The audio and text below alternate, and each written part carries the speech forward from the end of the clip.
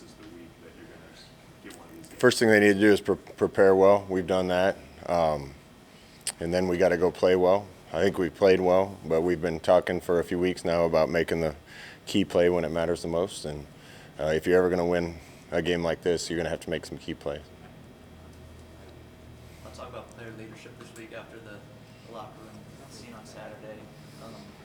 With the experience on this team, how player-driven is the leadership on this team compared to other teams that you've coached? Yeah, this is the best one I've had. Austin Allen's doing a great job, and JoJo's doing a great job, and Damian Daniels and countless others. But these guys, they love each other, and they're going to keep fighting for each other.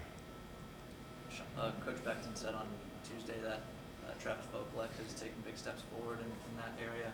Who are some other guys that have maybe grown in the leadership area this year? Yeah, Travis definitely one of them. Adrian does a good job. Cam Jurgens is kind of the heart and soul of what we're doing on offense. There's a bunch of guys. And, you got to do things the right way first before you can step out front and show everybody how to do it, and then expect the same out of them. And we have a lot more of those guys. With Adrian, he's been through a lot of ups and downs here. What is the key for him in terms of bouncing back from a performance that wasn't his best? I think it's the same thing I talked about with the team. He plays such good football most of the time. It's some of the key situations, key plays where we haven't gotten it done as a team. Sometimes that's been him. I felt bad for him Saturday. He'd done a good job with turnovers and interceptions this year until that game, and if you do that in a game, you're not going to win it very often.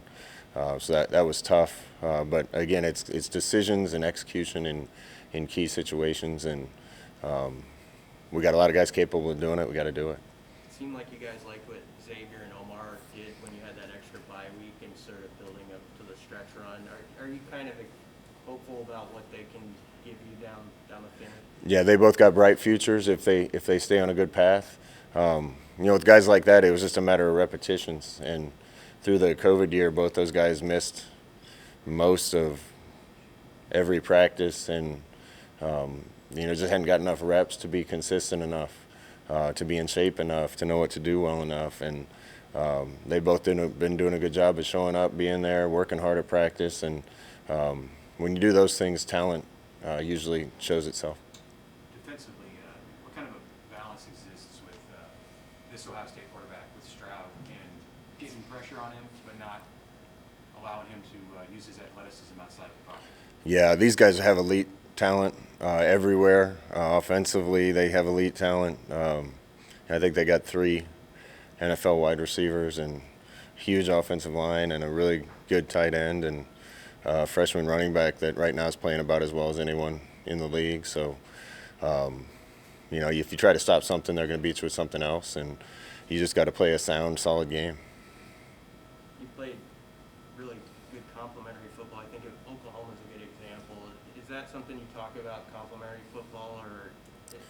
Absolutely. We'll have a plan as a team going into the game, and how we handle clock management on offense, and a lot of it depends on situations. You get in different situations, and you can stick with it or have to do something else. But this is a game where we probably want to limit the reps on both sides if we can.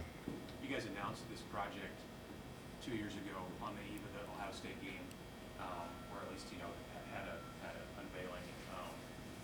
What's the excitement level from you guys and from some of the players, practicing out there and seeing a lot of big things moving this week? The talk all week has been the guys up on this giant crane. It looks like they're about 300 feet off the ground. There's no chance I would be up there. I'm not scared of a lot, but heights don't do it for me. It's just so good to see the progress, and there's going to have a lot of things come together here for Nebraska to be elite like everybody wants it to be again, and that's a big part of it. And I know we're grateful to the people that have contributed to make it happen.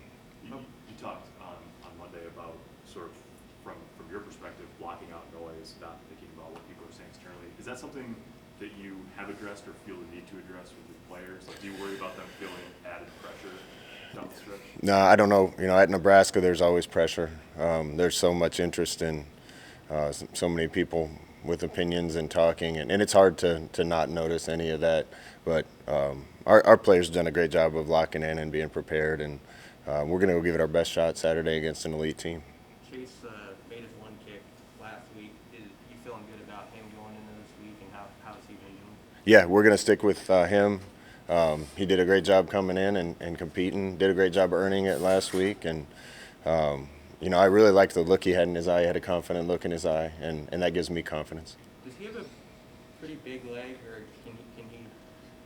Yeah, he's got a good leg. Yeah, I don't know if we'd send him out there to kick a 65-yarder, so we'll have to make those decisions. But he's got a good enough leg. Oliver returned, I think, an 11-yard punt against Purdue, and that was the longest of your guys' season. What do you guys got to do to get more out of the return? Yeah, I think a lot of that has to do with just having a guy back there that's gonna catch it and get something done with it. Oliver's done a great job catching it. Like to see us be a little more aggressive on the returns. These guys have, you know, elite talent everywhere, so I don't know how many opportunities we'll get for returns this week, but if we get one, we got to take advantage of it. Scott, on the offensive line, how do you grade out how Nuri has played ever since earning his starting role? I'm glad you asked me that question. We put Nuri on scholarship this week. We kind of had one in our back pocket, and you guys keep asking me. He's done a great job. He's been one of the best guys we've had up front ever since we inserted him. He's a great story, you know, foreign exchange student that went to Norris and went to Colorado State and decided he wanted to be back here and walked on. And he's a great story about a Nebraska kid and also walk-ons. You know, it's been such a big part of this program, and anytime we have somebody that's playing and earning it, we want to take care of those guys. So he's another one in a long line of guys that have earned it and are helping Nebraska.